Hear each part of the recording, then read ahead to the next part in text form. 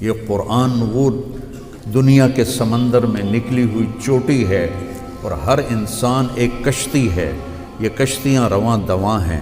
جس نے اس چوٹی کو سامنے رکھ کے سفر شروع کیا، یہ اللہ تک بھی پہنچے گا، جنت تک بھی پہنچے گا، اور جس نے اس کو کھو دیا وہ گمراہ ہو کے رہ جائے گا۔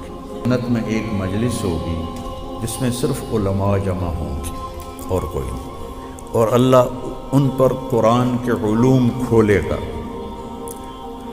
اور وہ اس کا اتنا مزہ لیں گے کہ جنت کی ہر نعمت بھول جائیں گے اس کے معانی میں گم ہو کر۔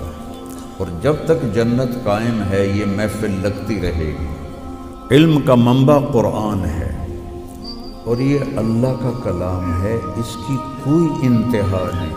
صرف ایک الف کی تفسیر اللہ کھول دے تو سمندر خشک ہو جائیں گے، تفسیر ختم نہیں ہوگی۔ میں مولانا طارق جمیل دے فنڈیشن اس درخواست دیتی ہے، انہوں نے مینوں رہن واسطے گھر بنا کے دیتا ہے۔ میں بچی کا یہ بنانے کے لیے شادی کا انتظام نہیں کر سکتا۔ مولانا طارق جمیل فاؤنڈیشن کے آس لیب میں سی ٹی اسکین کی سہولت میسر ہو گئی ہے۔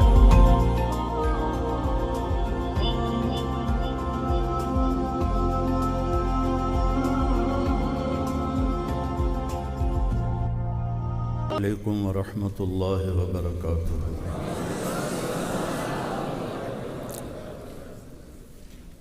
بسم اللہ الرحمن الرحیم، والصلاة والسلام علی رسولہ الکریم وعلی آلہ واصحابہ اجمعین، اما بعد، فاعوذ باللہ من الشیطان الرجیم، بسم اللہ الرحمن الرحیم، الف لام میم، ذالک الکتاب لا ریب فیہ ھدی للمتقین۔ وقال النبی صلی اللہ علیہ وسلم انکم فی زمان ہدنہ وان السیر بکم لسریع افلا ترون الی اللیل والنہار یبلیان کل جدید ویقربان کل بعید ویاتیان بکل موعود۔ فقال مقداد رضی اللہ عنہ ما الہدنۃ یا رسول اللہ؟ قال دار بلاء وانقطاع۔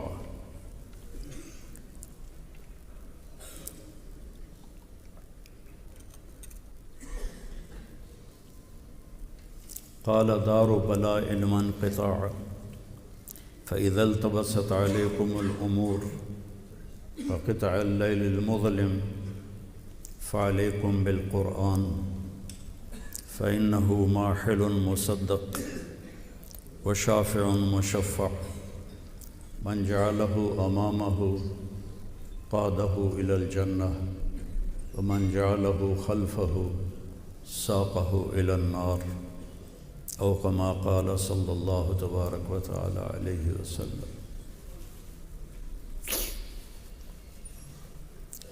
محترم معزز علماء کرام اور عزیز طلبہ،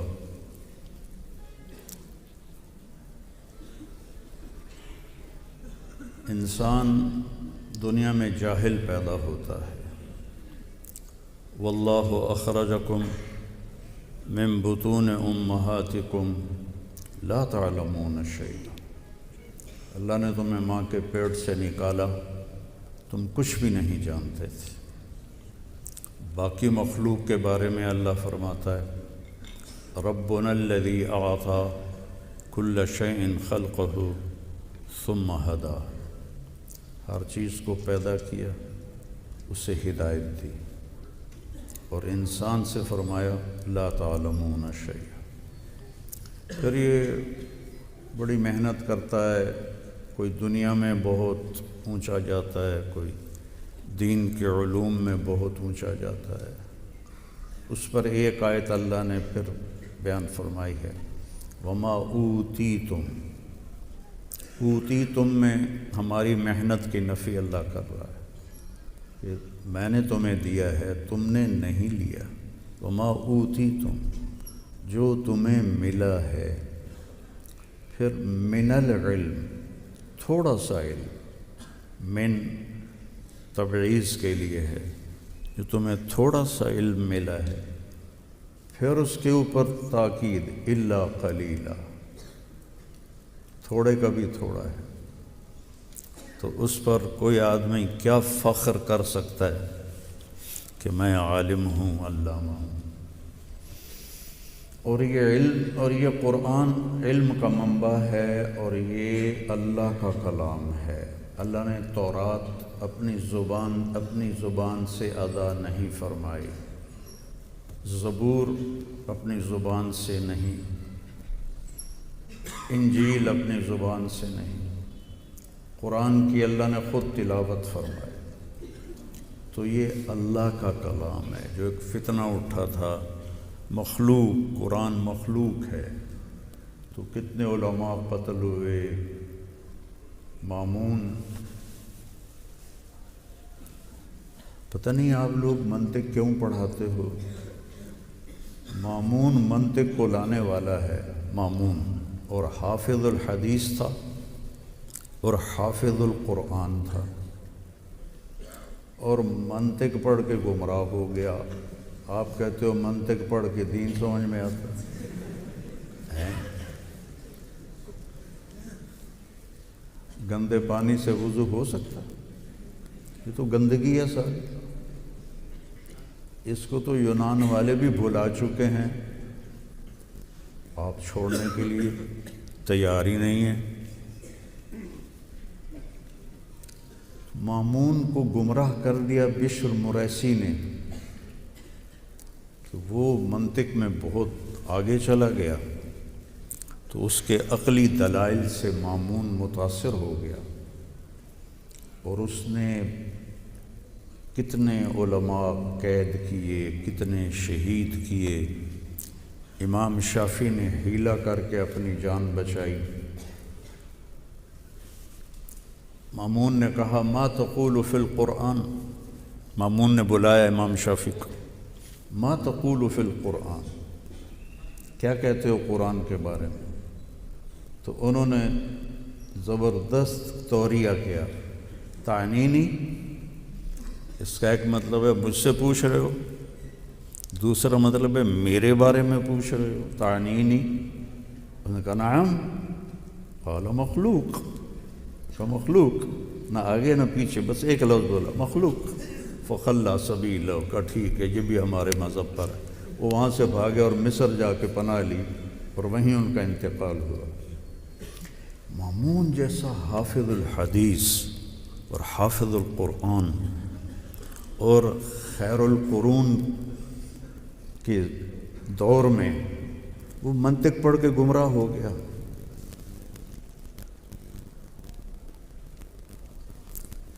پھر جب وہ مرنے لگا تو اس نے اپنے بھائی کو وصیت کی، واتبع ہدی اخیک فی القرآن، معتصم کو۔ معتصم نے پھر امام احمد بن حنبل کو کوڑے لگوائے۔ تو اس وقت احمد بن ابی داود تھا مفتی۔ بیچ میں ایک واقعہ یاد آ گیا، زبیدہ ہارون کی بیوی کو وفات کے بعد کسی نے خواب میں دیکھا، تو اس نے پوچھا آپ کے ساتھ کیا ہوا؟ کہ اللہ نے میری بخشش کر دی۔ جب نہر زبیدہ اس نے کھدوائی تھی، مینا میں اس کے آثار اب بھی ہیں، مینا جب پہلی کدال جب پڑی تھی تو میری بخشش ہو گئی تھی۔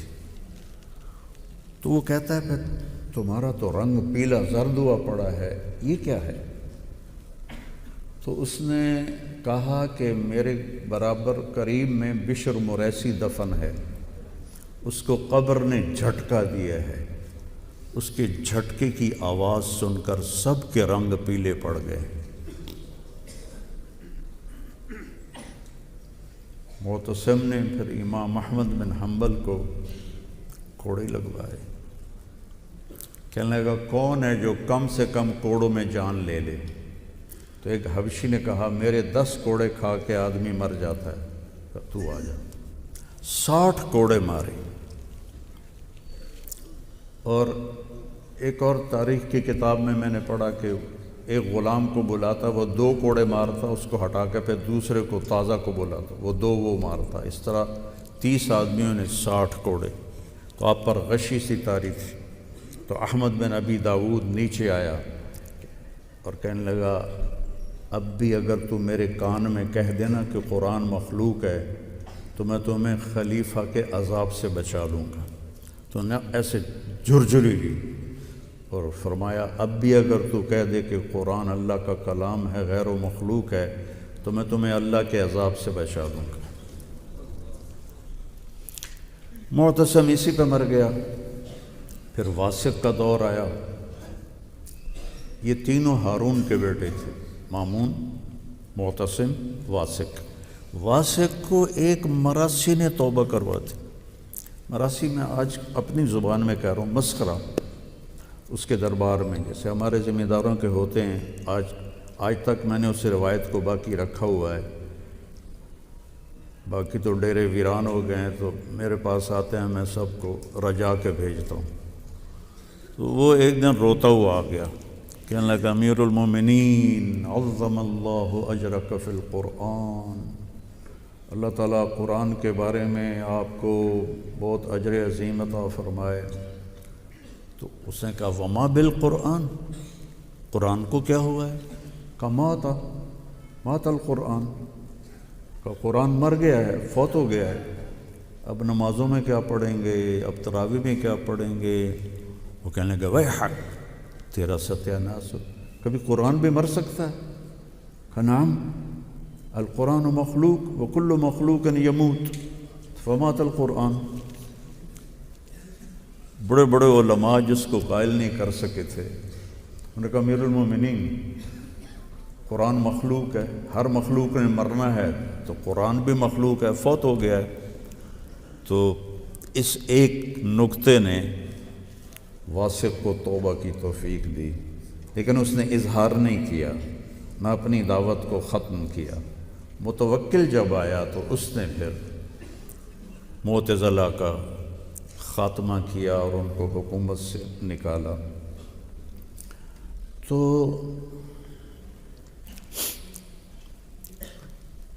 علم کا منبع قرآن ہے اور یہ اللہ کا کلام ہے، اس کی کوئی انتہا نہیں. صرف ایک الف کی تفسیر اللہ کھول دے تو سمندر خشک ہو جائیں گے، تفسیر ختم نہیں ہوگی، چونکہ یہ کلام اللہ ہے. وہ جیسے اللہ اپنی ہر صفت میں لامحدود ہے، لا یحویہ مکان ولا یشتمل علیہ غمان، هو الاول فلیس قبلہ شیء، هو الآخر فلیس بعدہ شیء، هو الظاہر فلیس فوقہ شیء، هو الباطن فلیس دونہ شیء، قبل كل شيء بعد كل شيء فوق كل شيء دون كل شيء وليس كمثله شيء. تو یہ تو اللہ کا کلام ہے، اس کی کوئی انتہا نہیں ہے. امام راضی نے 30 جلدیں لکھ دیں، کوئی 30 کروڑ جلدیں لکھ دے تو بھی اس کے مطالب معانی ختم نہیں ہو سکتے. یہ تو جیسے آپ نے وہاں بورڈ لگایا ہوا نا، جامعہ امدادیہ، پچھلی دفعہ میں ملنے آیا تھا تو میں آگے ہی نکل گیا، کوئی بورڈ ہی نہیں تھا. تو میں نے کہا آج تو انہوں نے ضرور لگایا ہوگا چونکہ ان کا اپنا اجتماع ہے. تو واقعی بہت بڑا بورڈ لگا ہوا تھا. وہ بورڈ جامعہ امدادیہ نہیں ہے، وہ امدادیہ کا راستہ بتا رہا ہے. قرآن کے الفاظ یہ پتہ بتا رہے ہیں کہاں جانا ہے. وہاں پہنچیں گے تو ہم نے قرآن کو پا لیا. اگر ہم وہاں نہیں پہنچے تو ہم نے کچھ بھی نہیں پایا. کمثل الحمار یحمل اسفارا. تو اس کے علوم کی کوئی انتہا نہیں. ایک حدیث بھی یاد آئی، ابن القیم نے حادی الارواح الی بلاد الافراح میں نقل کی ہے کہ جنت میں ایک مجلس ہوگی جس میں صرف علماء جمع ہوں گے اور کوئی نہیں. اور اللہ ان پر قرآن کے علوم کھولے گا اور وہ اس کا اتنا مزہ لیں گے کہ جنت کی ہر نعمت بھول جائیں گے اس کے معانی میں گم ہو کر. اور جب تک جنت قائم ہے یہ محفل لگتی رہے گی، اور جنت ہمیشہ کے لیے قائم ہے، محفل بھی ہمیشہ لگے گی. جس سے اللہ کا علم کبھی ختم نہیں ہو سکتا، قرآن کے علوم اور معانی کبھی ختم نہیں ہو سکتے. تو بچوں، ہم قرآن کو وہ اہمیت نہیں دیتے اپنے نظام تعلیم میں جو اس کا حق بنتا ہے. یہ ضربہ یضربو کی عربی سے سمجھ میں نہیں آئے گا کہ ضربہ ضربہ. مجھ سے یہیں فیصل آباد کا تاجر تھا، کہنے لگا مولانا یہ مدرسوں کے طالب علم یہ غصے والے ہوتے ہیں، انہیں جلدی غصہ آ جاتا ہے بنسبت کالج کے لڑکوں. میں نے کہا پیارے ان کا بھی قصور نہیں ہے، ان کا پہلا سبق ہے ضرب ضربا ضربو ضربت ضربتا ضربنا ضربتا ضربتما ضربتم ضربتی ضربتما ضربتن ضربتو ضربنا. 14 دفعہ یہ دہراتے ہیں، ماری جا کٹی جا ماری جا کٹی جا. اور 2 سال یہی پڑھتے رہتے ہیں. ضرب زید ضرب زید ضرب زید عمرا. یعنی ان کو کوئی اچھا صیغہ آج تک نہیں ملا. قاری صاحب فرما رہے تھے کہ قرآن و حدیث تو ناقابل تبدیل ہیں، لیکن باقی چیزوں میں تو تبدیلی کی جا سکتی ہے کہ ضرب کی بجائے کوئی اور لے آؤ. چلو اکلا ہی لے، مولوی نو کھاونا بڑا چنگا لگتا ہے. اکلا اکلا اکلو اکلت کر دو. ضرب ضربا ضربو ضربت. علامہ منفلوطی گزرے ہیں، مصر کے بہت بڑے حسینی سید تھے اور بہت بڑے عربی دان تھے.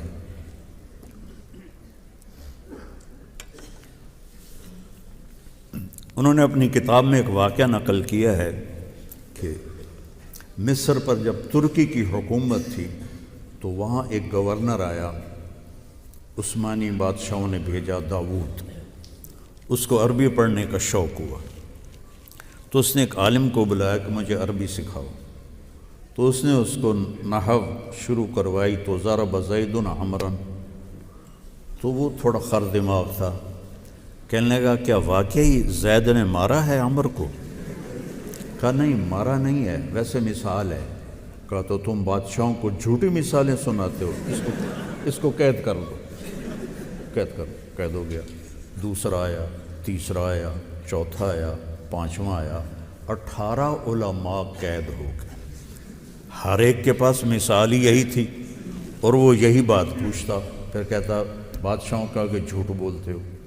پھر اس نے شام سے ایک عالم بلوایا تو وہ تھوڑے سمجھدار نکلے. انہوں نے پوچھا چکر کی یہ جڑا جاندہ قید ہو جاندہ ہے؟ کہا جی یہ زید اور عمر کا چکر ہے. تو ٹھیک ہے. اب مثال تو اس کے پاس بھی یہی تھی. تو اس نے بھی کہا ضرب زید عمرا. تو اس نے پھر جوش میں کہا کیا واقعی مارا ہے؟ کہا جی بالکل مارا ہے. کیا مارا ہے؟ کیوں مارا ہے؟ کیا قصور ہے؟ کہا بڑا بدماش ہے.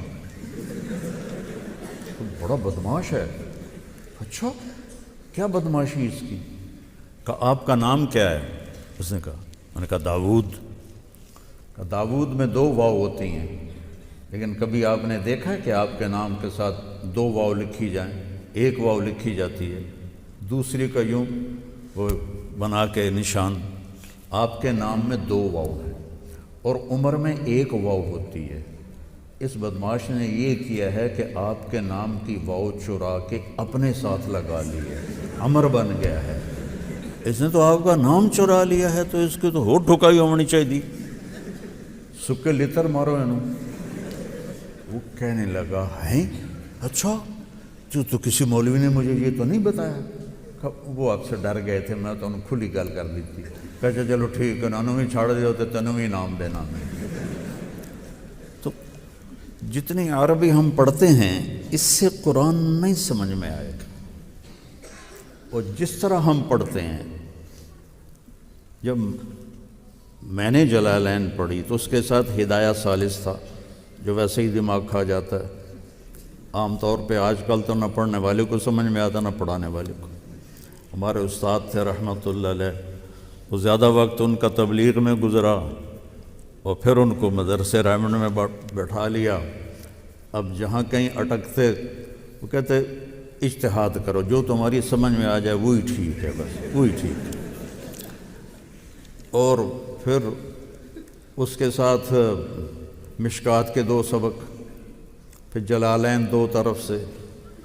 سو یہ تو قرآن کے ساتھ مذاق ہے۔ ایک ایک لفظ کے لیے اسماعیل رحمہ اللہ بددوؤں کے ساتھ پھرتے رہتے تھے کہ یہ اس لفظ کو کیسے بولتے ہیں۔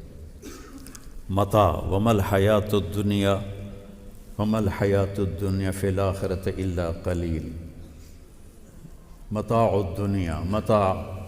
تو وہ کہنے لگے میں دیکھوں تو صحیح کہ عرب کا بدو متاع کا کیا مطلب لیتا ہے۔ وہ چلتا رہنا دے ٹھڈے بڑی۔ تو ایک قبیلے میں پہنچ گئے، 2 مہینے رہے، کوئی بولا ہی نہیں متاع۔ تو ایک دن خیمے کے باہر بیٹھے تھے اور وہ بدو کی عورت، وہ ہوتی ہے نا ٹاکیاں جس سے برتن صاف کرتے ہیں، ایسے بنا لیتے ہیں گول سا، تو اسے برتن صاف کرتے ہیں، اس میں سے وہ جو گھی لگا ہوتا ہے وہ اتارتی ہیں، وہ کالی پیلی ہو جاتی ہے۔ تو اس نے وہ صاف کر کے ایسے رکھی تو اس میں گھی کی خوشبو تھی، تو پیچھے سے کتا آیا اور منہ میں ڈال کے چلا گیا۔ تو وہ کہنے، بدو عورت کی زبان سے بے ساختہ نکلا، اخذ المتاع ففر۔ تو اسماعیل کہنے لگے وجدت واللہ، مل گیا مل گیا مل گیا، مطلب مل گیا۔ اس طرح تحقیق کرتے تھے۔ ایک لفظ آتا ہے فدمدم علیہم ربہم، یہ قرآن میں 1 دفعہ آیا ہے، فسواہا ولا یخاف عقباہا۔ 1 سال اس لفظ کے لیے ایک قبیلے کے ساتھ پھرتے رہے، 1 سال۔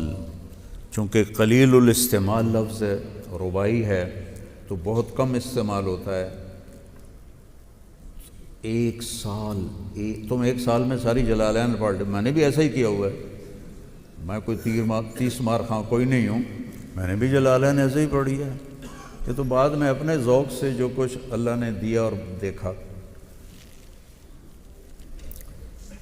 تو ایک دفعہ دونوں بیٹھے ہوئے تھے خیمے میں اور ہانڈی چولہے پر تھی اور اس پر ڈھکن تھا، تو نیچے سے ہانڈی میں شوربے نے جو جوش مارا نا، تو اس کی بھاپ سے ڈھکن اڑ کے ذرا پرے جا کے گرا۔ تو بدو نے زور سے آواز لگائی بیوی کو بتانے، دم دمت، ہانڈی دم دمت القدر، لیکن اس نے صرف کہا دم دمت۔ تو اسماعیل نے جوتا بھی نہیں پہنا اور کہا وجدت واللہ وجدت واللہ وجدت واللہ، اور پیدل بھاگتے بھاگتے بغداد پہنچے 1 لفظ کے لیے۔ تو میرے عزیزو، اللہ کی قسم ہم قرآن کے حسن کو نہیں سمجھے، کیونکہ ہماری زبان نہیں ہے۔ فَاصْدَعْ بِمَا تُؤْمَرْ وَأَعْرِضْ عَنِ الْمُشْرِكِينَ۔ عبید رحمہ اللہ نے یہ آیت تلاوت فرما رہے تھے، ایک بدو قریب سے گزرا اونٹ پر، اس کے کان میں آیت پڑی، وہ نیچے گرا اور سجدے میں چلا گیا۔ تو وہ کہنے لگے ارے بھائی کیا کر رہے ہو؟ تو سر اٹھا کے کہنے لگا جو تو نے پڑھا ہے نا اس کو سجدہ کر رہا۔ اور ترجمہ کیا ہے؟ جو کہا گیا ہے کھل کے کہو، اس میں کون سی ایسی چیز ہے کہ سجدے میں گر جاؤ؟ تھوڑا سا اس کا میں بتا دیتا ہوں۔ صدع شیشے کے توڑنے کے لیے استعمال ہوتا ہے، کسرہ استعمال نہیں ہوتا، ویسے دونوں استعمال ہوتے ہیں۔ صدع اس توڑنے کو کہتے ہیں کہ چیز کو اس طرح توڑو کہ جڑ نہ سکے۔ تو شیشہ واحد دھات ہے جو ٹوٹے تو جڑتا نہیں، شیشہ ٹوٹے جڑتا نہیں، پھر آگ میں ڈال کے اس کو پگھلانا پڑتا ہے۔ تو میرے رب نے کہا، میرے محبوب جو میں نے کہا ہے اس کے ذریعے سے کفر پہ ایسی چوٹ لگا کہ کبھی قیامت تک یہ جڑ نہ سکے، شیشے کی طرح اس کو چور چور کر لے۔ وَأَعْرِضْ عَنِ الْمُشْرِكِينَ، اس حسن نے اس کو نیچے گرا دیا۔ چونکہ ہم مضامین کی کثرت ہے، دیکھو تمہارے سامنے روٹی بھی ہو، چاول بھی ہو، زردہ بھی ہو، حلوہ بھی ہو، پوڑی بھی ہو، سموسے بھی ہوں، باقرخانی بھی ہو، گلاب جامن بھی ہوں، رس گلے بھی ہوں، اور تم سارے کھا جاؤ تو تمہارے معدے کا کیا حال ہوگا؟ اللہ کے فضل سے ٹوائلٹ میں ہی بیٹھے رہو۔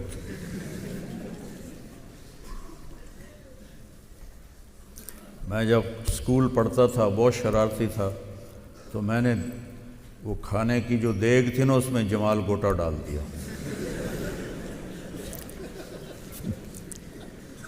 تو 70 لڑکے تھے ہم، اور جو پھر ان سب کی دوڑیں لگیں اور پوری طرف موسیقی چل رہی تھی، پڑ پڑ پڑ پڑ پڑ پڑ پڑ پڑ پڑ پڑ، اور ساتھ مجھے گالیاں پڑ رہی تھی، او دی اینج پتہ نہیں کہیں ساڑھے نال ایک ہی کا۔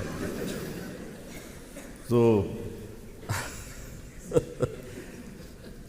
ایک چیز معدے کو کھلاؤ گے تو وہ آرام سے ہضم کرے گا۔ اب تم منطق جیسی بدبودار چیز بھی پیٹ میں ڈالو، اب تو شکر ہے فلسفہ نکال دیا، ورنہ تو پہلے او دی ماں آئی، اور پھر اس کے ساتھ تم صرف بھی ڈالو، نحو بھی ڈالو، فقہ بھی ڈالو، اور اس کے ساتھ پھر تم اصول فقہ بھی، اصول حدیث بھی، اصول تفسیر بھی، تو قرآن کے لیے تو جگہ ہی نہیں بچتی، تو سمجھو گے کیا؟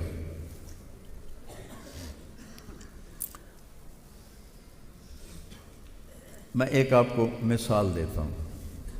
کانوا قلیلا من اللیل ما یہجعون بالاسحار ہم یستغفرون، رات کو بہت تھوڑا سوتے تھے اور سحری میں استغفار کرتے تھے۔ تھوڑے کا اللہ نے مطلب بیان کرنا تھا کہ تھوڑا ہو، اس تھوڑے کو دیکھو قرآن کیسے بیان کرتا ہے، کانو ناقصہ جو قلت پہ دلالت کرتا ہے، ٹھیک ہے، قلیل جو قلت پہ خود دلالت کر رہا ہے، من اللیل من تبعیض کا ہے جو قلت پہ دلالت کرتا ہے، ما مصدر کا ہے جو فعل کو مصدر بنا دیتا ہے، کثرت سے قلت میں تبدیل کر دیتا ہے، اور حجا اونگ کو کہتے ہیں، نیند کو نہیں کہتے، حجا۔ یہ کانو قلیل، قلیل قلیل، من اللیل قلیل، ما قلیل، حجا قلیل، وبالاسحار ہم یستغفرون۔ جب اس طرح تم اس کی آیت کی شکل دیکھو گے تو تمہیں کچھ اور محسوس ہوگا۔ رات کو تھوڑا سوتے تھے، اس کا اثر اور ہے، اور اس طرح سوچ کے پڑھو گے تو اس کا اثر اور ہے۔ تو قرآن سے ہم نے انصاف نہیں کیا، اور پھر آپ لوگ جا رہے ہو زیادہ زیادہ آپ وہ پڑھو گے، مفتی شفیع صاحب رحمہ اللہ کی تفسیر، کیا نام ہے اس، معارف القرآن، لیکن حسن قرآن تو عربی میں ہے۔ ابھی حسنہ مفتی صاحب قاری صاحب نے لقد کان لکم فی رسول اللہ اسوۃ حسنہ پڑھی نا، ایک ہوتا ہے حسن، ایک ہوتا ہے حسین، ایک ہوتا ہے احسن، ایک ہوتا ہے حسنہ۔ حسن خوبصورت، حسین بہت خوبصورت، احسن سب سے زیادہ خوبصورت، حسنہ چہرے کا وہ تل جو چہرے کو خوبصورت بنا دیتا ہے. سادہ سا چہرہ ہو لیکن یہاں تل ہو تو پورا چہرہ خوبصورت ہو جاتا ہے, کشش ہوتی ہے. حسنہ چہرے کا وہ تل جو آپ کو نمایاں کر دے. تو میرا رب کہہ رہا ہے میرے نبی کی زندگی صرف خوبصورت نہیں ہے, نمایاں ہے, سب سے منفرد ہے. کیا مزہ ہے اس کا. قرآن کے لیے الگ اپنی زندگی کا کچھ وقت لگاؤ. وَلَئِن مَسَّتْهُمْ نَفْحَةٌ مِّنْ عَذَابِ رَبِّكَ لَيَقُولُ الَّذِينَ ظَلَمُوا يَا وَيْلَنَا إِنَّا كُنَّا ظَالِمِينَ. اگر انہیں تھوڑا سا عذاب چکھ لے, انہیں چھو لے, تو یہ پکار اٹھیں گے کہ ہم ظالم ہیں. ٹھیک, تھوڑا سا اس کو دیکھو کہ اللہ کی زبان کے اندر اللہ بتانا یہ چاہتا ہے کہ تھوڑی سی تکلیف ان کو پہنچے, تھوڑی سی. تو اس کو اللہ کیسے بیان کرتا ہے؟ ان اور اذا. ان کمزور ہے اذا سے, اذا میں ہے جب بھی یہ ہوگا تو ہم ایسا کریں گے, اور ان ہے اگر کے ساتھ, اس میں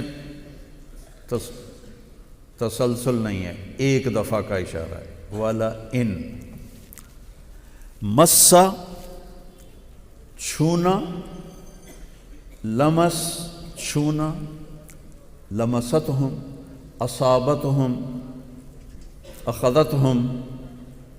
مست کا جو لفظ ہے یہ بالکل یہ ایسے, یہ دیکھو یہ مست ہے. اولا مستم النساء اگاں تائیں گل جاندی ہے حنفیوں کے نزدیک. تو مست یہ یعنی عذاب کو کس طرح بیان کر رہا ہے اللہ تعالیٰ, اس پہ میں آپ کو تھوڑا متوجہ کر رہا ہوں. مسا یہ ہے, نفحہ ایک لفظ ہے, ایک لفحہ ہے, ہوا کا ہلکا سا جھونکا. اگر وہ ٹھنڈا ہو تو اسے نفحہ کہتے ہیں, اور اگر وہ گرم ہو تو اسے لفحہ کہتے ہیں. دروازہ بند کرتے ہوئے بعض اوقات اس ہوا کا جھونکا آتا ہے, اس کو کہتے ہیں. اگر وہ ٹھنڈا ہے تو جیسے آج کل ہے تو اسے نفحہ کہتے ہیں, اور گرمی میں بند کریں تو گرم آتا ہے تو اسے لفحہ کہتے ہیں. تو اللہ نے لفحہ نہیں فرمایا, گرم, نفحہ ٹھنڈا ہوا کا جھونکا. آگے کیا کہا؟ من عذاب ربک. من جہنم نہیں فرمایا, من جحیم نہیں فرمایا, من سعیر نہیں فرمایا, من سقر نہیں فرمایا, من عذاب اللہ نہیں فرمایا, من عذاب النار نہیں فرمایا. اور عذاب کی جگہ من النار بھی آ سکتا تھا. جب من النار نہیں آیا تو عذاب کی کوئی بھی شکل اور رب کا لفظ لا کر اس میں نرمی پیدا کی, اور رب کو اللہ کے نبی کے ساتھ جوڑ کے اس میں اور نرمی پیدا کی. رب پالنے والا, اور آگے میرے محبوب رحمت للعالمین. تو دیکھو اللہ نے عذاب کو کتنا ہلکا بیان کر کے کیا ہے. وَلَئِن مَسَّتْهُمْ, ایسے کیا نفحہ, ٹھنڈی ہوا کا جھونکا, لیکن وہ من عذاب ربک. من عذاب اللہ میں ہیبت آ جاتی, من عذاب النار میں شدت آ جاتی ہے. تو اللہ نے کہا من, اور عذاب کو عام کر دیا, آگ کا لفظ استعمال نہیں کیا. انکال نہیں ہے, جحیم نہیں ہے, سلاسل نہیں ہے, اغلال نہیں ہے, صدید نہیں ہے, حمیم نہیں ہے. من عذاب ربک. اتنا معمولی سا بھی اگر انہیں لگ گیا. یہ ہے اصل میں یہودی کہتے تھے نا, لن تمسنا النار الا ایاما معدودہ. اور آج کل بھی کئی جو غافل کہتے ہیں کوئی نہیں, ایک دن لتر لتر کھا کے دوزخ چوں نکل ہی جاواں گے. تو اللہ ان کو سمجھا رہا ہے کہ اگر ایک معمولی سا یہ تمہیں پڑ گیا نا جھونکا، جو عادی مجرم ہوتے ہیں ان کو منانے کے لیے کتنے لتر مارتے ہیں پولیس والے، ایڈا وڈا لتر ہوتا ہے، وہ مار کھا کھا کھا جب ان کی کھال اتر جاتی پھر وہ مانتے ہیں۔ اتنا معمولی سے جھونکے کے بعد ان کے الفاظ کیا ہیں؟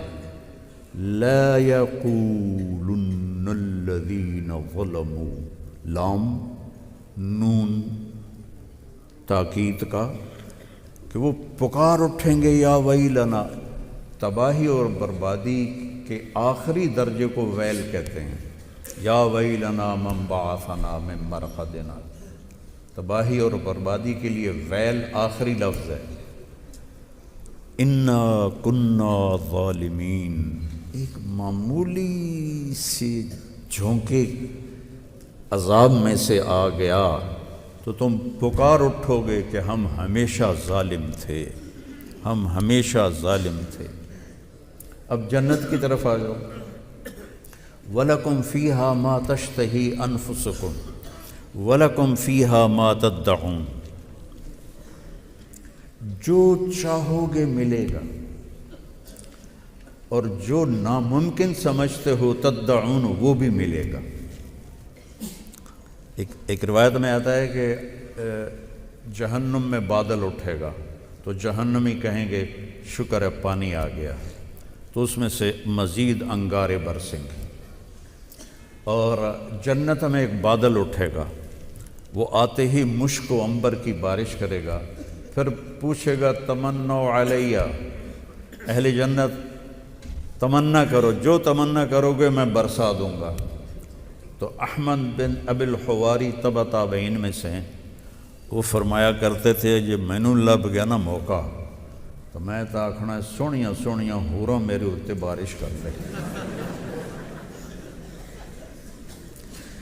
ما تشتہی اب یہ ہے ما تدعون میں کہ بادل سے حوریں برس سکتی ہیں۔ ما تشتہی انفسکم، روٹی کھاونی ہے، پانی پیونا ہے، کپڑے بدلنے ہیں، کھانا کھانا ہے، یہ ساری چیزیں۔ ما تشتہی انفسکم انتہا ہے جو چاہو گے، ما تدعون ناممکن کی تمنا کرو گے وہ بھی ہوگا۔ جنت میں جو انہار، قرآن میں جو انہار ہے ہم اس کا ترجمہ نہر کر دیتے ہیں، نہر دریا کو کہتے ہیں عربی میں، دریا ہیں کتنے بڑے ہیں کہ جنت کے کسی دریا میں دودھ کے، شہد کے، شراب کے، پانی کے، یہ ساتوں زمینوں کو اٹھا کے ایسے ڈالو تو یوں لگے گا جیسے یہ فیصل آباد کی نہر میں کوئی کنکر ڈال دیا جائے تو نظر نہیں آتا۔ یہ 24,000 کلومیٹر کی زمین کسی بھی دریا میں ڈال دو تو ایک کنکر کی طرح غائب ہو جائے گی، اور اس میں بڑے بڑے بحری جہاز ہیں، بڑے، میں نے تو وہ جو آج کل کے ماڈرن جہاز ہیں وہ تو پورا ملک و شہر ہوتا ہے، میں نے ان میں سفر کیے ہوئے ہیں سمندری، وہ لگتا ہی نہیں کہ ہم کسی جہاز میں ہیں۔ تو جب وہ اس میں جائیں گے تو وہاں ان کے لیے الگ حوریں اس میں بیٹھی ہوں گی، اور مچھلیاں گھیر لیں گی چاروں طرف سے ان کے بحری جہاز کو، اور یوں سر اٹھا کے کہیں گی آپ مجھے کھائیں گے، دوسری کہے گی آپ مجھے کھائیں گے۔ میں بنگلہ دیش میں بہت دفعہ گیا ہوں تو میں ان سے کہتا تھا اس حدیث کا سب سے زیادہ مزہ بنگالیوں کو آئے گا جو کھاتے ہی مچھلی ہیں، تو وہ کہے گا ہاں کھاتا ہوں، تو وہ چھلانگ لگا کے اوپر آ جائے گی، اس کے لیے پانی اور خشکی برابر ہے۔ پھر کہے گی آپ مجھے کباب کھانا پسند کریں گے، کہا تو وہ ایسے کرے گی، مونڈا ہلائے گی تو اس میں سے کبابوں کے ڈشیں نکلنا شروع ہو جائیں۔ پھر کہے گی سالن کھائیں گے، کہا ہاں، پھر وہ دوسرے مونڈے کو ایسے کرے گی تو اس میں سے سالن کی ڈشیں نکلنی شروع ہو جائیں گی۔ ما تشتہی انفسکم ما تدعون، انتہا کی بات ہے نا، بولو انتہا کی بات ہے، لیکن آگے لفظ کیا ہے؟ نزلاً، من غفور الرحیم۔ اس کا آپ ترجمہ پڑھو گے تو لکھا ہوا ہے مہمانی ہے تیرے اللہ کی طرف سے۔ اس سے تھوڑا ہی مزہ آتا ہے، یہ ترجمہ ہے بھی نہیں، نزل ہے نزول سے، نزل عندنا ضیف، ہمارے پاس مہمان نازل ہوا، اور آتے ہی اس کو جو پیش کیا جاتا ہے وہ ضیافت نہیں ہوتی، وہ معمولی چیز ہوتی ہے، جیسے میرے کو پانی رکھ دیتا نہیں،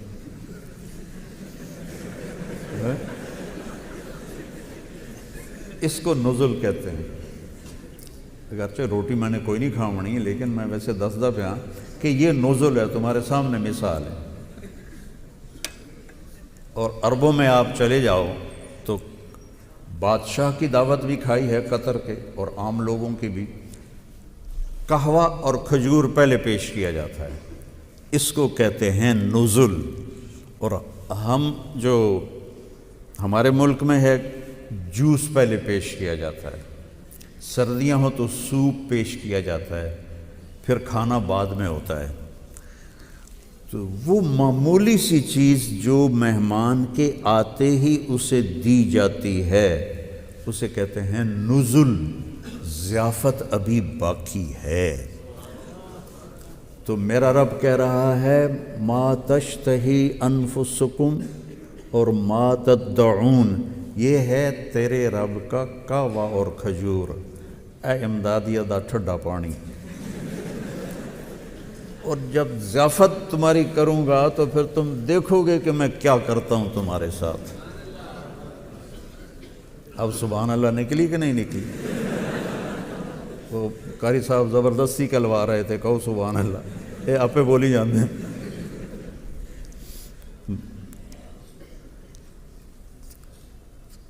بچوں قرآن سے جی لگاؤ، اس کو سیکھو،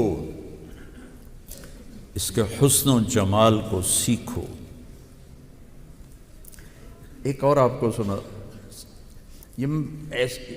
چونکہ قرآن کی بات ہو رہی تھی نا، تو میں کہ چلو میں کون سا گھر سے سوچ کے آتا ہوں، پڑھائی نہیں جاتا، میرے سر میں درد ہوتا ہے بہت زیادہ، تو اسی لحاظ سے پھر میں نے کہا دو چار چیزیں آپ کو حسن قرآن سے بتا دوں کہ قرآن کیسا حسین کلام ہے۔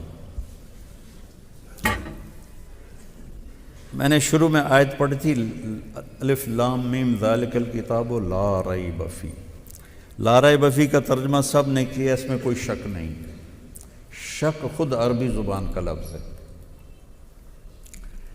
تردد کے 3 لفظ ہیں، دماغ میں تردد ہو، پتہ نہیں اے ہے کہ اے ہے، ایک شک یہ سب سے طاقتور ہے، ایک مریا یہ اس سے کمزور ہے، ایک ریب یہ سب سے کمزور ہے۔ شک کسے کہتے ہیں کہ جو میرے ساتھ پہلی دفعہ پیش آیا کہ امدادیہ پتہ نہیں کدھر ہے، ادھر ہے کہ ادھر ہے، ادھر ہے کہ ادھر ہے، میں اگاں ٹر گیا ستیانے والے پاسے، اس کو شک کہتے ہیں، پتہ ہی نہیں چلا۔ تو مریا کیا ہے کہ میں گلیاں دیکھتا جا رہا ہوں، میں کہتا ہوں شاید یہ ہے میرے خیال میں، تو میرا ایک رجحان بن جاتا ہے، لیکن پکا نہیں ہوتا ہے، وہ ٹھیک بھی ہو سکتا ہے غلط بھی ہو سکتا ہے، اس کو کہتے ہیں مریا۔ فلا تک فی مریۃ من لقاء ربہم۔ ریب کیا ہے؟ تو میں چونکہ پچھلی دفعہ کھبے سجے ہو گیا تھا تو میں ڈرائیور نو آکھ رہا بھائی ویندا رمی آپ کتھوں مڑنا ہے، تو یہ خلجان ابھی دماغ میں تھا کہ میری نظر پڑی بڑے اشتہار پر، ایک لمحے کے 1000ویں حصے میں جو کھٹکا پیدا ہوتا ہے اور پھر وہ دور ہو جاتا ہے کہ وہ امدادیہ، اس کو کہتے ہیں ریب۔ تو میرا رب کہہ رہا ہے تم میری کتاب میں شک ڈھونڈتے ہو، مریا ڈھونڈتے ہو، اس میں تو ریب بھی کوئی نہیں ہے، ایک لمحے کی کھٹک بھی اس میں موجود نہیں۔ ہدا کسے کہتے ہیں؟ یہ عربوں پہ قرآن اترا ہے، عربوں پہ، ہم پر نہیں اترا، عربوں پہ اترا ہے۔ اور اس زمانے کے عرب، ان میں کوئی عجمی شامل نہیں تھے، اب تو پٹھانوں نے جا کے عربی تباہ کر دی، عربوں کی بھی۔ جب وہ بولتے ہیں تو حیرانی ہوتی ہے. بڑی پرانی بات ہے، میں مولانا سعید خان صاحب رحمہ اللہ کے پاس تھا تو ایک عرب آیا، تو میرا لباس پاکستانی تھا، تو میں نے اس سے گفتگو شروع کی. وہ تھوڑی دیر کے بعد کہنے لگا آج آپ سے بات کرنے کا مزہ آ گیا، پہلی دفعہ کسی کو فصیح عربی بولتے میں نے سنا ہے، ورنہ تو ہمارے عربوں نے عربی کا ہی بیڑا غرق کر کے رکھ دیا. سوی کدا خود کدا سوی دعا. گاف عربی میں ہے ہی نہیں، اور مصری جیم کو گاف میں بدلتے ہیں. تو یہ جماعت گئی تھی میواتیوں میں، تو مصری نے بیان کیا، پھر دعا کی اللہم ارزقنا الگنہ اللہم ارزقنا الگنہ. اگلے دن میواتی گنے کا گٹھا اٹھا کے آ گئے. کہا جی رات کو ہمارے مہمان گنا مانگ رہے تھے تو میں گنا لے کے آ گیا.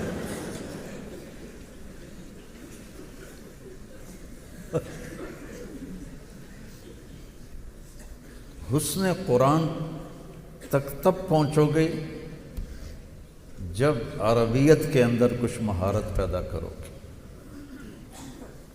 ہدا، ہدا کیسے کہتے ہیں؟ سمندر میں نکلی ہوئی پہاڑ کی چوٹی کو ہدا کہتے ہیں. سمندر میں نے سفر کیے ہوئے ہیں تقریباً سارے بڑے سمندروں میں، تو کہیں کہیں ایسے چوٹی باہر نکلی ہوتی ہے. عرب پانی سے ڈرتے تھے، اس لیے پانی کے غزوے کا اجر دگنا ہے زمین کے غزوہ سے. پانی سے ڈرتے تھے، بہت کم جہاز رانی کرتے تھے. تو انہوں نے، ان کے پاس نہ کوئی کمپاس تھا اور نہ کوئی اور ایسی چیز تھی جس سے وہ راستے پہچانتے، تو انہوں نے چوٹیوں کو نشانی بنایا ہوا تھا. یہ چوٹی اس سے ادھر ہو جائیں تو جدے پہنچ جائیں گے، اس سے ادھر ہو جائیں تو یمبو پہنچ جائیں گے، اس سے ادھر ہو جائیں تو عقبہ پہنچ جائیں گے، ادھر ہو جائیں تو فلاں جگہ پہنچ جائیں گے. وہ چوٹیاں جو تھیں وہ ان کو راستے کا پتہ بتاتی تھیں. وہ چوٹی جو آپ کو آخرت کا پتہ بتائے اور اللہ کا پتہ بتائے اور جنت کا پتہ بتائے، وہ ہے ہدن للمتقین. یہ قرآن وہ دنیا کے سمندر میں نکلی ہوئی چوٹی ہے، اور ہر انسان ایک کشتی ہے. یہ کشتیاں رواں دواں ہیں. جس نے اس چوٹی کو سامنے رکھ کے سفر شروع کیا، یہ اللہ تک بھی پہنچے گا، جنت تک بھی پہنچے گا، اور جس نے اس کو کھو دیا وہ گمراہ ہو کے رہ جائے گا. تو ایک اور آیت سنا کے پھر میں بس کرتا ہوں. هل علمتم ما فعلتم بيوسف وأخيه إذ أنتم جاهلون قالوا أئنك لأنت يوسف قال أنا يوسف وهذا أخي قد من الله علينا إنه من يتق ويصبر فإن الله لا يضيع أجر المحسنين. جب اخوت یوسف آئے تھے تو انہوں نے کتنے ظلم ڈھائے تھے، آپ نے پڑھے ہوں گے. یوسف علیہ السلام نے کس خوبصورت انداز میں اپنے بھائیوں کے جرم کو ہلکا کیا، یہ تم تھوڑا سن لو مجھ سے. حل علمتم، حل وہاں بولا جاتا ہے جہاں مجھے یہ پتہ ہو کہ مولانا زاہد صاحب سے جو میں بات کرنے لگا ہوں یہ نہیں جانتے، تو میں نے کہتا ہوں مولوی زاہد صاحب آپ کو پتہ چلا، آپ کو خبر ہوئی. یہ ہمارا محاورہ ہے نا، اب تو انہوں پتہ لگ گیا جی ہو گیا جی. تو حل میں کہہ رہے ہیں آپ کو میرے خیال میں پتہ کوئی نہیں ہے. اللہ اکبر، حل علمتم، آپ کو میرے خیال میں پتہ کوئی نہیں ہے. ما فعلتم، فعلا عربی زبان کا سب سے کمزور لفظ ہے، اس سے کمزور اور کوئی لفظ نہیں ہے تعبیر میں. فعلا غیر ارادی حرکت کے لیے بولا جاتا ہے. جیسے میں یہ کر رہا ہوں، یہ غیر ارادی حرکت ہے، اور بیان کر رہا ہوں یہ ارادی عمل ہے، اس کے لیے عاملہ ہے. وہ کہہ رہے ہیں فعلتم غیر ارادی طور پر، بیوسف و اخیہ اذ انتم جاہلون، آپ کو اصل میں اس وقت پتہ نہیں تھا. حل فعلتم جاہلون، ہونا کیا چاہیے تھا؟ قد علمتم، تو انہوں سارا پتہ ہے. ما ظلمتم، جو تم لوگوں نے ظلم کیا. بیوسف و اخیہ اذ انتم عامدون، تم نے جان بوجھ کے جو ظلم کیا یوسف اور اس کے بھائی پر. اور وہ کیا کہہ رہے ہیں؟ هل علمتم، سبحان اللہ، ما فعلتم، سب سے چھوٹی تعبیر. یہ میرا ہاتھ ایسے گیا ہے نا، اس کو فعل کہتے ہیں، اور اپنے ارادے سے جو کیا جائے اسے عمل کہتے ہیں. تو کہہ رہے ہیں تم نے خود نہیں کیا تھا، تم سے ہو گیا. باپ کو دھوکہ دے رہے ہیں، خود کر رہے ہیں. کنویں میں پھینک رہے ہیں، خود کر رہے ہیں. آپ نے منڈیر کو پکڑا تو ایک نے تلوار کا قبضہ مارا جس سے ہاتھ چھوٹ گئے.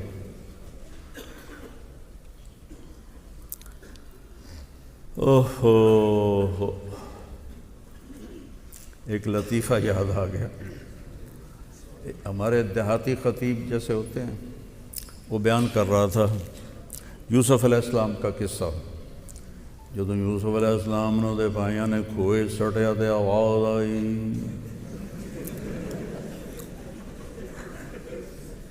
لَتُنَبِّئَنَّهُمْ بِأَمْرِهِمْ هَذَا، یہ وہ بھول گیا. تو پھر اس نے دہرایا. جدو یوسف علیہ السلام نے دے بھائیاں نے کھوئے سٹیا تے آواز آئی، اب لمبا کر رہا ہے اور یاد کر رہا ہے. آواز آئی، اوے لوگو سن لو، مولوی مسئلہ بیان کر رہا ہے، دھیان نال سنو. پھر یہ نہ آکھیا جے کہ مولوی نے مسئلہ نہیں بیان کیتا. جدو یوسف علیہ السلام نے دے بھائیاں نے کھوئے سٹیا تے آواز آئی،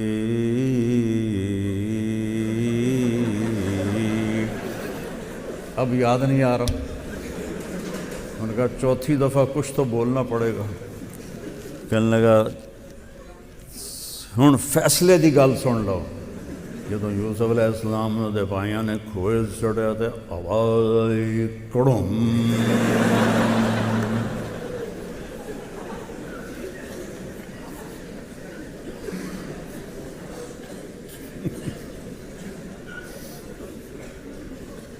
ہمارا تو قرآن بیان کرنے والے ایسے.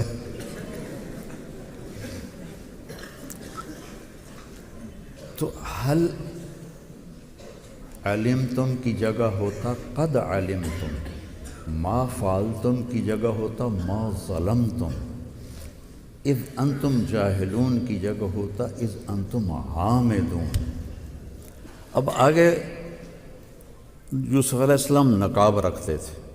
جب انہوں نے نقاب ہٹایا اور یہ بات کی تو انہوں نے سے غور سے دیکھا تو دو کیفیتیں پیدا ہوئی. ایک شک کہ نہیں یوسف نہیں، ایک یقین وہی ہے، لگتا ہے اس کا خواب پورا ہو رہا ہے. شک اور یقین. ایک خوف پیدا ہوا کہ اب ہماری خیر نہیں. ایک امید پیدا ہوئی کہ ہو سکتا ہے یہ یوسف نہ ہو.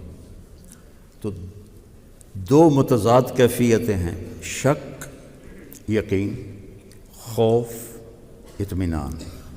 اس کو قرآن نے کیسے بیان کیا؟ اِنَّکَ،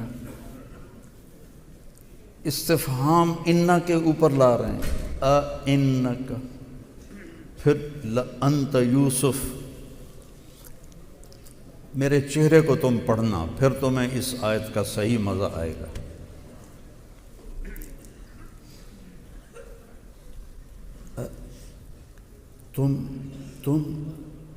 تم کہیں یوسف تو نہیں ہو، یوسف تو نہیں ہو. میرے چہرہ کا تاثر دیکھا ہے؟ یہ ہے اِنَّکَ لَأَنْتَ یوسف. تو آگے یوسف کیا کہتے ہیں؟ انا یوسف. کیا تواضع ہے. انا یوسف، انا عزیز و مصر نے انا یوسف وہذا اخی. کتنی تواضع ہے اس میں. اور جو آج میں بیٹھا ہوں قد من اللہ علیہ. تو میرے عزیزو پورا قرآن ہی حسین ہے، اور قرآن کے ساتھ جو ناانصافی ہے، میں نے بھی اسی ناانصافی کے ساتھ پڑھا ہوا ہے. میں نے تو یہ نامراد منطق زبانی یاد کی تھی، پوری مرقات میں نے زبانی لکھ دی تھی، پوری مرقات. کلو آبا کلو باجا کلو آبا، یہ کیا ہے بھائی؟ اس کی جگہ کوئی حدیثیں یاد کرو. آخری ایک قصہ سنا کے ختم کرتا ہوں. 3 تاریخ کو آسٹریلیا کے سفیر مجھے ملنے آئے. اگست میں ہم نے ویزے کے لیے درخواست دی تھی، تو انہوں نے میرے بیٹے یوسف کا، اس کی سیکرٹری کا فون آیا کہ وہ آپ سے ملنا چاہتے ہیں. میں نے کہا مجھے کیسے ملنا چاہتے ہیں؟ کہا جی وہ یہاں کی جو مشہور شخصیات ہیں ان سے ملاقاتیں کر رہے ہیں. اور اسی میں ہی اس نے کہا کہ وہ عربی بھی جانتے ہیں، عربی میں وہ مصر میں سفیر رہے ہیں 5 سال، اور 3 سال سفیر رہے ہیں سعودی عرب، اور انگلینڈ سے انہوں نے PhD کی ہے عربی میں. میں کہا چلو شکر ہے، مجھے انگریزی آتی تھی، بھول بھلیاں ہو گئی، چلو عربی میں بات ہو گئی. تو جب میں ان سے ملا تو میں نے کہا کہ سمعت انک تعلمت العربیہ. کہنے لگا نعم قفا نبک من ذکر حبیب و منزل. اس سے آگے اسے نہیں آتا تھا تو وہیں رک گیا. میں نے کہا ہاں قفا نبک من ذکر حبیب و منزل بسقط اللواء بین الدخول فحوملی فتغلها فالمقرات لم يعف رسمها لما نسجتها من جنوب وشمالي ترى بعر الأرآم في عرصاتها وقيعانها كأنه حب فلفل كأني غداة البين يوم تحمل لدى سمرات الحي ناقف حنظلي وقوفا بها صحبي علي مطيهم يقولون لا تهلك أصن وتجملي وإن شفائي عبرة مهراقة فهل عند رسم دارس من معولي ففاضت دموع العين مني صبابة على النحر حتى بل الدمع محملي. یہاں تک تشبیب ہے، پھر انیزہ کا عشق شروع ہوتا ہے. یہ میں نے 40 سال پہلے یاد کیے تھے. اس کی تو آنکھیں پھٹ گئی، حیران ہو کر مجھے دیکھنے لگے. پھر بیٹھے تو کہنے لگا میں نے وہاں سے کی ہے PhD، تو متنبی بڑی مشکل تھی، مجھے اس کا ترجمہ بہت مشکل سے کرنا پڑا ہے، عربی تو انگلش میں. میں نے کہا ہاں یا لائمی لا معن الذی یضناہ طول سقامہ وشقائہ عدل العواذل حول قلب الطائہ وهوى الأحبة منه في سودائه القلب أعلم يا عذول بدائه وأحق منك بجفنه وبمائه فمن أحب لأعصينك في الهوى قسما به وبحسنه وبهائه وقي الأمير هوى العيون فإنه ما لا يزول ببأسه وسقائه يستأثر البطل الكمي بنظرة ويحول بين فؤاده وعزائه. او لملیٹ ہی ہو گئے اور میرا ویزا پکا ہو گیا. اور یہ متنبی بھی میں نے 1975 میں یاد کی تھی، جب متنبی پڑھاتے ہیں، متنبی ہے نصاب میں. تو اس وقت تو میں نے یاد کی تھی. پھر میں چونکہ درس و تدریس میرا مقدر نہیں تھا، تبلیغ میرے مقدر میں تھی، لیکن یہ کف بالدیار التي لم يعفها القدم بلا وغيرها الارواح والدیم، کچھ کھنڈرات باقی ہیں.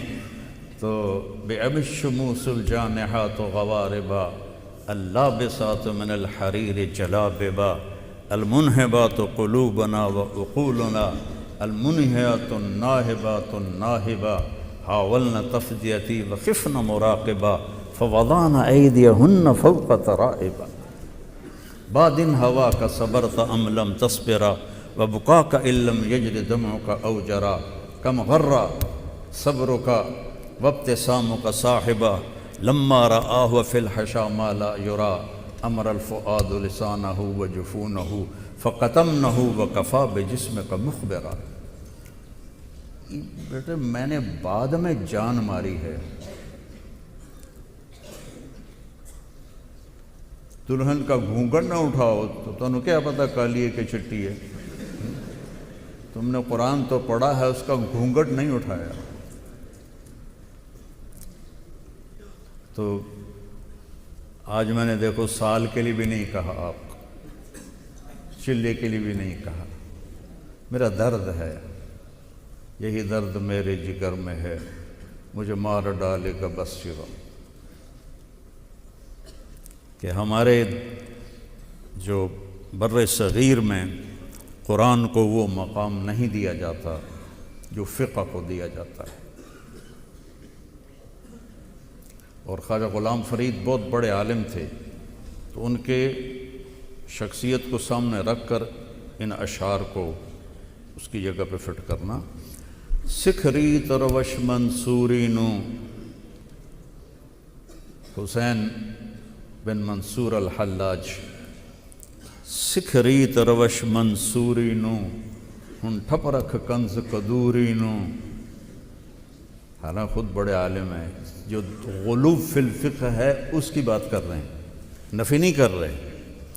سکھری تروش منصوری نو ہن ٹھپ رکھ کنز قدوری نو، ہادی نہ سمجھ ہدایہ کافی نہ سمجھ کفایہ، کر پرز شرع وقایا ایو دل قرآن کتاب ہے۔ کوئی بچے سرائکی ہوں گے تو ان کو بڑا مزہ آیا ہوگا، باقیاں دے اتو لگ گئے ہوں گے تو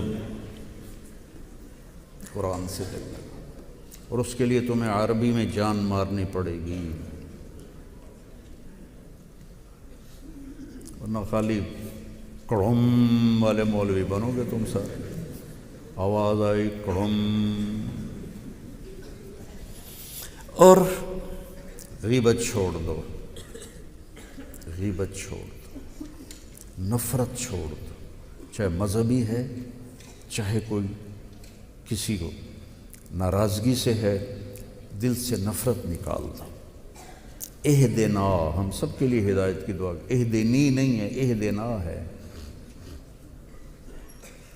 اہدنا الصراط المستقیم، چوڑا سیدھا راستہ مجھے بھی دکھا، باقی سب کو بھی دکھا۔ تو ہر نفرت کی نفی کرتا ہے۔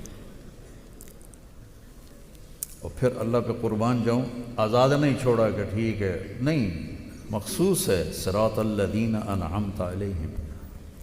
ایک اس کا مطلب ہے جو آپ پڑھتے ہیں جن پر تیرا انعام ہوا، اور ایک مطلب اس کی لغت کے لحاظ سے بتاتا ہوں، سہولت اور آسانی۔ یہ جانوروں کو انعام کہتے ہیں، کن کو؟ گائے، بھینس، بکری، بھیڑ، اونٹ، کہ یہ آہستہ چلتے ہیں، مزے مزے سے چلتے ہیں۔ گھوڑے کو انعام میں داخل نہیں۔ والخیل والبغال والحمیر لترکبوها وزینہ ویخلق ما لا تعلمون۔ جیسے مزے مزے سے یہ جانور چلتے ہیں، ہمیں وہ راستہ دکھا جس پر تو نے اپنے وہ بندے تیار کیے جن کے لیے اس راستے پہ چلنا مزے کا کام ہو گیا۔ اور ناعمہ ایک بوٹی ہے جو گرمی سردی میں سرسبز رہتی ہے، گرمی سردی میں سرسبز رہتی ہے، اور اونٹ کی اتنی پسندیدہ ہے کہ وہ نظر آ جائے تو اونٹ کسی اور جھاڑی کو نہیں کھاتا، اسی کو کھاتا ہے۔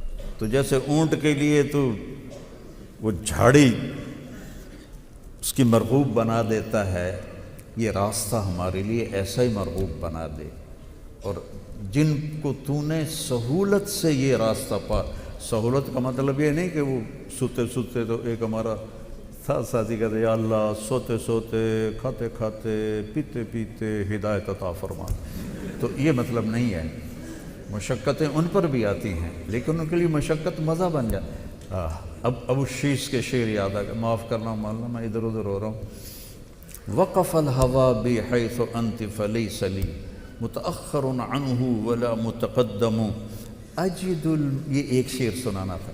اجد الملامت فی ہواکی لذیذتا حبا لذکرک فلیلمن اللوم اشبہت اعطائی فصرت احبهم اذ کان حبی منک حبی منہم وَأَهَنْتَنِي وَأَهَنْتُ نَفْسِي صَاغِرًا مَا مَنْ يَهُونُ عَلَيْكَ مِمَّنْ يُكْرَمُ. صرف ایک شعر کا ترجمہ کہ مجھے جب کرتے ہیں نا لان تان تیرے بارے میں تو مجھے بڑا مزہ آتا ہے.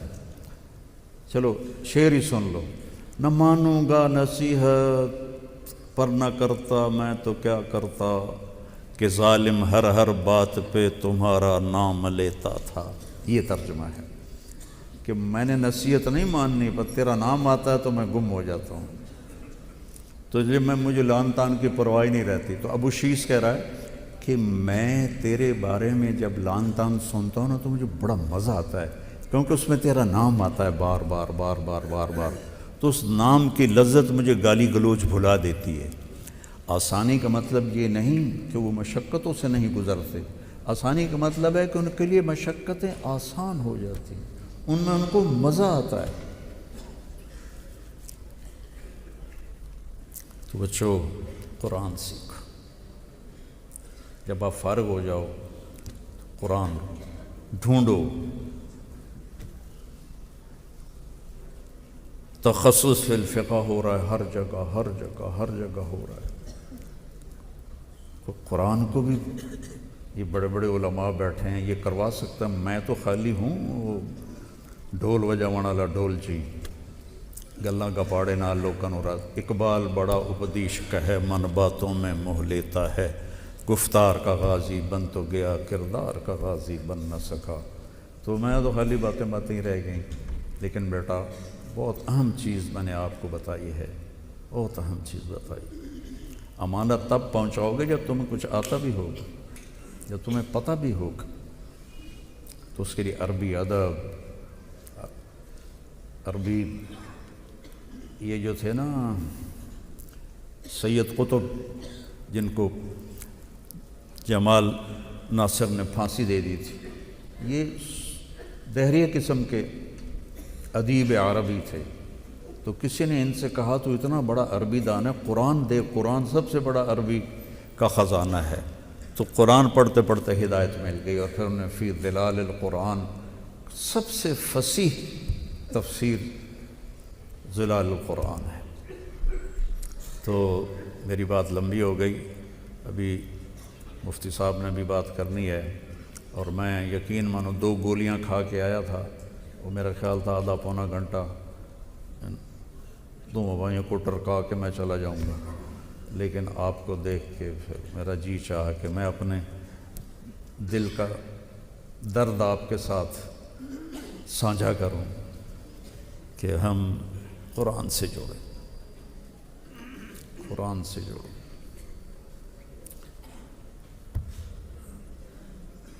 عاشق ہوں میں عشق کماں میں دل رکھیں وانگ پہاڑاں ہو سہ سہ بدیاں ہزار غلامیں کر جانے باغ بہاراں ہو منصور جے چک سولی دتے جڑے واقف کل اسراراں ہو سجدیوں سر چائیں نہ باہو توڑے کافر کہن ہزاراں ہو.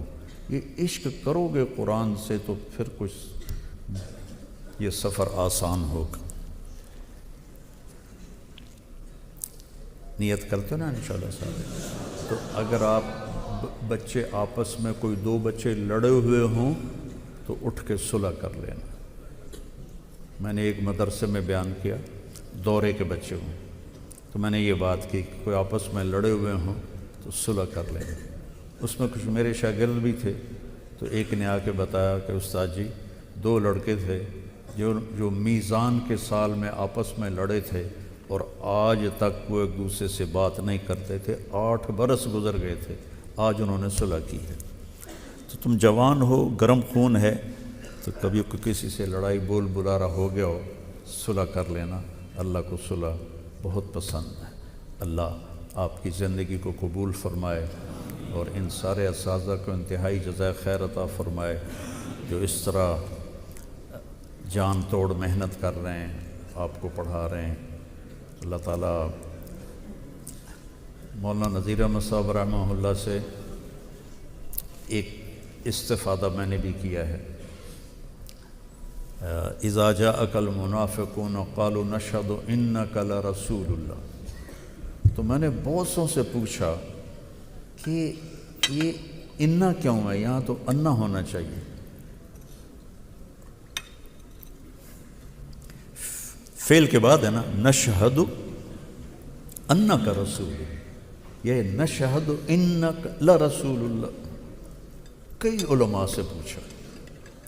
ایک دن اتفاقاً حضرت شیخ رحمۃ اللہ علیہ نے 1980 میں یہاں کیا تھا اعتکاف, یہ دارالعلوم میں.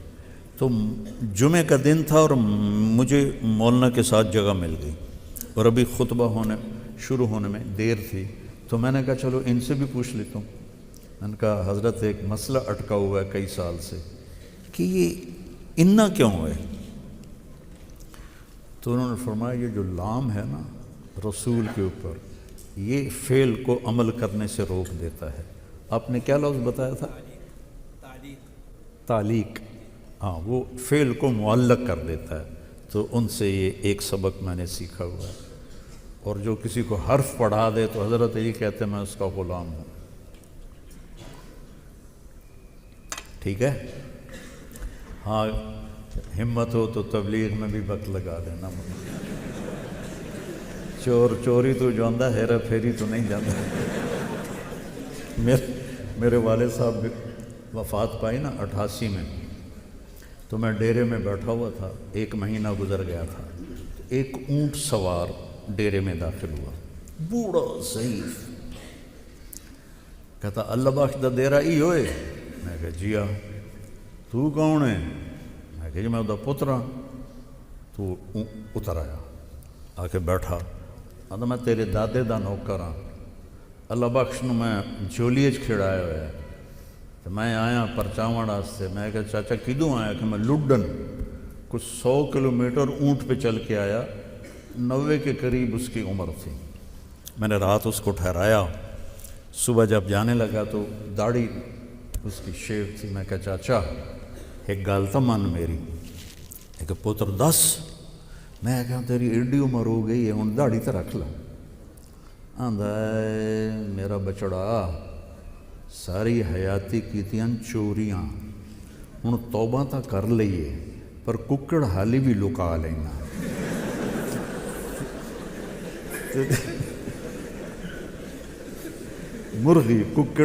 مرغی حالی بھی لکا لینا. تے جو مڑ داڑھی نال پھدی گیوں تے بڑا کام اس. السلام علیکم.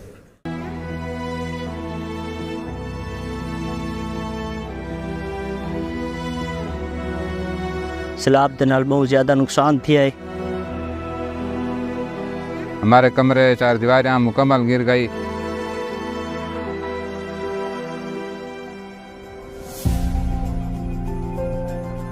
میں مولانا طارق جمیل دے فنڈیشن وچ درخواست دتی ہے. انہوں نے مینوں رہن واسطے گھر بنا کے دتا ہے. جی ہوں بہت خوش ہے نلکا ساڈا لا گئے بھائی.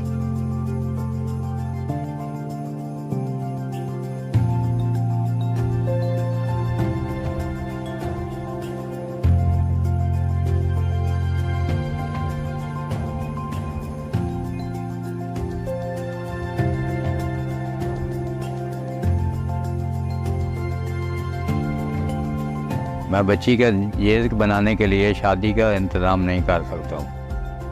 تو میں نے پتہ چلیا دفتر چ اپلیکیشن دی تو انہوں نے مہربانی کی ہے.